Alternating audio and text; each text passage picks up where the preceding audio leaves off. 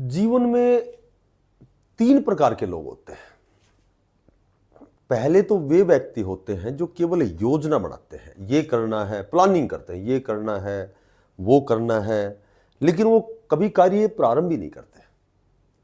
दूसरे प्रकार के व्यक्ति वे होते हैं जो योजना बनाते हैं, कार्य प्रारंभ करते हैं, लेकिन जब विपरीत परिस्थितियां होती हैं, अपोजिट सर्क्यूमस्टांसेस होती हैं, तो वो कार्य को मध्य में ही छोड़ देते हैं, क्योंकि उनको असफलता का डर होता है, और असफलता का डर होता है तो कार्य वो बीच में छोड़ देते हैं। और जो तीसरे प्रकार के व्यक्ति होते हैं, जो उत्तम व्यक्ति होते हैं, उनका जैसा आगाज होता है वैसा अंजाम होता है। वो कार्य को प्रारंभ करते हैं, चाहे कैसी भी परिस्थितियां हो, पूरी मेहनत और मशक्कत के साथ, पूरी निष्ठा के साथ, पूरी तन्मयता के साथ, पूरी ईमानदारी के साथ, कठोर साधना करते हुए, पूरी मेहनत और मशक्कत के साथ वो उस दिशा में पॉजिटिव वे में बिना थके हुए अग्रसर होते हैं। तो जाहिर सी बात है, जब वो उस दिशा में, अपने लक्ष्य की दिशा में जब आगे बढ़ेंगे तो सफलता तो उनकी सुनिश्चित है। तो जब भी कोई योजना बनाओ, कार्य करो, और देखो जीवन में दो रास्ते होते हैं। एक रास्ता बड़ा आसान होता है, उसमें हमें ऐसे यारे प्यारे दोस्त मिलेंगे, ठीक है, हमें बड़ा मजा आएगा उस जीवन में, लेकिन वो जो मार्ग है वो आपका पतन का मार्ग होगा। और जो दूसरा मार्ग, जो दूसरा रास्ता बड़ा कठिन, क्लिष्ट, दुर्गम और दुष्कर होगा। उसमें बहुत से संघर्ष आएंगे, बहुत सी बाधाएं, विपरीत परिस्थितियां, मुसीबतें, ठीक है, लेकिन उनको हम अपनी मेहनत से उन बाधाओं को पार करना है, और वही मार्ग हमारी सफलता के मार्ग को प्रशस्त करता है। नमस्कार प्यारे बच्चों, देखो आज की छोटी छोटी अपडेट है। एक तो उन जेवीटी साथियों के लिए, उन बच्चों के लिए जिनकी कोई गलती नहीं है। 2012 में जेवीटी की भर्ती आई थी, अब 2000 देखो कब आई है, कितने 12-13 सालों बाद भर्ती आई है, जबकि इसमें किसी प्रकार की कोई अड़चन नहीं है। एग्जाम हो गया, किसी प्रकार की कोई ऐसा सिस्टम नहीं है कि जहाँ किसी का डिसओबे किया गया हो। बढ़िया मेहनत की हुए बच्चों ने एग्ज़ाम दिया, अच्छा स्कोर किया, और लगभग 3 गुना जो आपकी डीवी की लिस्ट है उसमें भी इंक्लूड हुए, ठीक है। लेकिन आनन फानने में बगैर ही बात इस बात को रोक दिया गया है। हो सकता है कि ईडब्ल्यूएस वाले बच्चों को इसका नुकसान हुआ हो कि उनकी कट ऑफ जनरल के ऊपर चली गई। देखो, ना तो मैं ईडब्ल्यूएस के खिलाफ हूँ ना किसी और के, लेकिन जहाँ तक मुझे नॉलेज है, मुझे कितनी जानकारी है मुझे नहीं पता, लेकिन जो रिजर्वेशन पे जो मामला अटका हुआ है, रिजर्वेशन तो देखो 2 प्रकार की रिजर्वेशन है, एचएसएससी और एचपीएससी, जो कि पहले स्तर पर रिजर्वेशन नहीं देती, फाइनल पे देती है। लेकिन इसमें तो स्तर ही एक है, केवल मेन एक ही एग्जाम है। तो यहाँ तो यदि जहाँ तक मैं समझता हूँ कि आखिर सिलेक्शन तो उन्हीं बच्चों का होना है, सिलेक्शन तो उन्हीं बच्चों का होना है, क्योंकि यदि फाइनल स्टेज पर रिजर्वेशन मिलता है कैटेगरी का, तो जो जनरल के बराबर जब कैटेगरी वाले की कट ऑफ होती है तो वो जनरल में कंसीडर किया जाता है। तो नीचे जो कैटेगरी के कैंडिडेट है 1-2 नंबर नीचे कट ऑफ से, उनको ऊपर शामिल कर लिया जाता है। तो जो फाइनल सिलेक्शन होना है तो शायद उन्हीं बच्चों का होना है। अगर डीवी की मान लीजिए 3 गुना की लिस्ट निकाली है, तो ये जरूरी थोड़ी है कि 3 गुना बच्चे सारे डीवी देने जाएंगे, क्योंकि इसके पैरेलल में बहुत सी ऐसी भर्तियां हैं जो दूसरे प्रकार के डिपार्टमेंट में चले गए हैं। दूसरे प्रकार के डिपार्टमेंट में चले गए तो जाहिर सी बात है कि वो 1 गुना बच्चे ऐसे होंगे जो एब्सेंट होंगे, तो एडिशनल लिस्ट निकाली जाएगी, एडिशनल में फिर उनको शामिल किया जाएगा। लेकिन लास्ट में ऑल ओवर जो मेन जो उद्देश्य है वो तो है सिलेक्शन। और सिलेक्शन किनका होना है? जिनका जो कट ऑफ को पार करेंगे, जो कट ऑफ के बराबर नंबर लेंगे।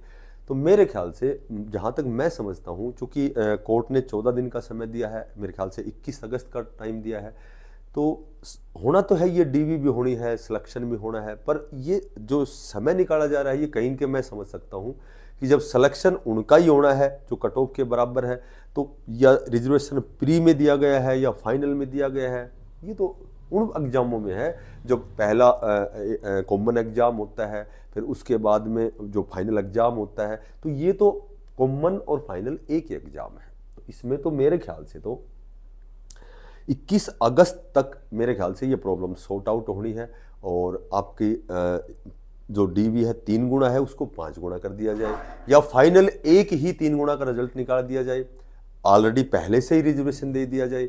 भाई EWS के जो इसके जनरल के बराबर नंबर उनको जनरल में कंसिडर किया जाए, और जो EWS जो पार्टिसिपेट करता है जो उस DV की प्रक्रिया में 3 गुना 4 गुना या 5 गुना की थोड़ी सी प्रक्रिया बढ़ाई जाए। और मेन एग्जाम है मेरे ख्याल से रिजर्वेशन का, इसमें यहाँ कोई बहुत ज़्यादा मैटर नहीं होना चाहिए, जहाँ तक मेरी अंडरस्टैंडिंग है, मैं समझ सकता हूँ। तो साथियों से मैं यही कहूँगा कि भाई 21 अगस्त जो 14 दिन का समय दिया गया है, संभवतः आपकी प्रक्रिया है जो आगे बढ़ेगी, ठीक है। और यदि एक रिजल्ट निकाला जाए 4 से 5 गुना का, तो उसके बाद में उसी टाइम पे यदि रिजर्वेशन दिया जाए तो जो एलिजिबल जो कैंडिडेट हैं उनका सिलेक्शन होगा, ठीक है, जहाँ तक मुझे जानकारी है। अब हम बात करते हैं एस्टेट। देखो एस्टेट पे भी थोड़ा सा इस तरह की बातें बार बार चलती हैं, कुछ एक चर्चाएं होती हैं, जिसकी जितनी नॉलेज है उस हिसाब से उस दिशा में बातें करते हैं, ठीक है। मेरे पास जितनी नॉलेज है मैं उस हिसाब से बात करूंगा, तो वो नॉलेज किस हिसाब से उस हिसाब से बातें होती हैं।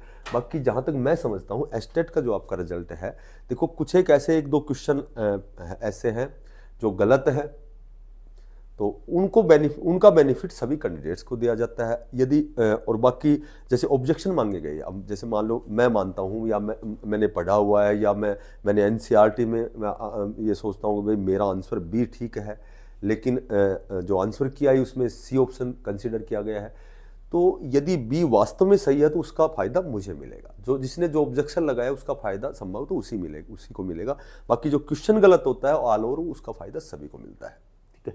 या तो वो डिलीट होता है या फिर सभी को फायदा दिया जाता है। और लगभग एस्टेट जो एलिजिबिलिटी टेस्ट होते हैं उसमें नंबर ना काट करके वो दिया जाता है बच्चों को। अगर मेन एग्जाम हो तो सकता है डिलीट हो जाए, जैसे TGT इंग्लिश में एक क्वेश्चन था जो डिलीट किया गया था।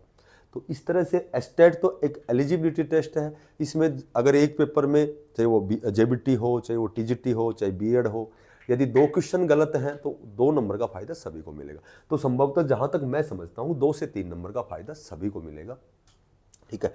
चाहे वो जिसके 87 नंबर हैं तो उसको 3 नंबर का फायदा मिलेगा, 88 है 2 नंबर। अब वो कैंडिडेट देखा जाएगा कि भाई वो जो ऑप्शन उसने ऑब्जेक्शन लगाया है वो पार्टिकुलर उस स्टूडेंट का ठीक है या नहीं है, या किसका ठीक है। तो ऑब्जेक्शन तो कई क्वेश्चनों पर है, तो कितने कंसिडर होते हैं HSSC आयोग की आंसर रिवाइज आंसर की में, उसके बाद पता लगेगा। अब जब आपका रिवाइज आंसर की आएगी उसके बाद में फिर आपकी बायोमेट्रिक के लिए एक लिस्ट आएगी, उस लिस्ट के अकॉर्डिंग आपका बायोमेट्रिक होगा, उसके बाद फाइनल जो आपका है क्वालिफाई है जो एस्टेट का, उनकी लिस्ट आएगी, उसके बाद फिर भर्तियाँ निकलेंगी आपकी, ठीक है। तो संभवतः 10 से 15 दिन लग सकते हैं। हालांकि एस्टेट की सुनने में आई कि भाई आंसर की चेक हो चुकी हैं, बाकी जो फॉर्मेलिटीज़ हैं भाई जो आपकी रिवाइज आंसर की है, जो ऑब्जेक्शन लगा हुए क्वेश्चन थे उनके बाद आंसर की आनी है, फिर आपकी लिस्ट आएगी एक, भाई कौन कौन क्वालिफाई है। हो सकता है मैसेज आए, हो सकता है लिस्ट आ जाए, ठीक है, क्योंकि मैसेज तो जरूर नहीं कि भाई सभी के पास पहुँचे, तो वेबसाइट पे भी चेक करना पड़ सकता है। तो लिस्ट उस पर छोड़ देंगे, आपका नाम, जो भी आपका बायोडाटा, जो भी अनुक्रमांक है, जो भी आपका स्कोर है, तो 2 से 3 नंबर तक का आपको फायदा होगा। बाकी ये मैं आपको सच बताता हूँ कि JBT की जो भर्ती, आपका रिजल्ट आते ही आपकी JBT की भर्ती रेस्ट ऑफ हरियाणा की आएगी। और हो सकता है जिस हिसाब से HBSC के चेयरमैन ने कहा है कि भाई 2025 एस्टेट बहुत जल्दी होने वाला है, तो हो सकता है TGT PGT की आपकी वैकेंसी नवंबर-दिसंबर के बाद आई, पर JBT की भर्ती आई, क्योंकि JBT में बहुत सी सीटें वैकेंट हैं, 2025 में बहुत से रिटायरमेंट हैं, ठीक है। और 12-13 साल से जब भर्ती नहीं आई है तो जाहिर सी बात है सीटें तो वैकेंट हैं, ठीक है। तो मैं तो यही कहूँगा कि भाई प्रयास जरूर करते रहें, प्रयास मत छोड़ना। देखो कई बार क्या होता है कि हम 2-3 एग्जाम में असफल होते हैं और वहाँ मायूस होकर के हम छोड़ देते हैं, भाई हमारे बस की बात नहीं है, और वहीं सबसे बड़ी गलती करते हैं। यदि प्रयास जारी रखोगे, चाहे 3-4-5 एग्जाम में भी आप असफल होते हैं, तो एक दिन ऐसा आएगा कि श्योर एंड सर्टेन आपका सिलेक्शन होगा, कहीं ना कहीं आपको सफलता श्योर एंड सर्टेन मिलेगी। तो जो भी साथी है नया है, चैनल को सब्सक्राइब करना, इसको ज़्यादा से ज़्यादा शेयर करना। फिर मिलते हैं किसी नई अपडेट के साथ। सभी साथियों को विधाता करे बहुत जल्दी आपको एस्टेट क्वालिफाई हो, बहुत जल्दी आपका जो JBT की प्रक्रिया है वो बहुत जल्दी स्टार्ट हो, और जिन्होंने प्रयास अच्छा किया है, मेहनत की है, विधाता करे कि उनका सिलेक्शन बहुत जल्दी हो। सभी साथियों से फिर मिलते हैं किसी नई अपडेट के साथ। तब तक सभी को बेस्ट ऑफ लक। धन्यवाद। राम।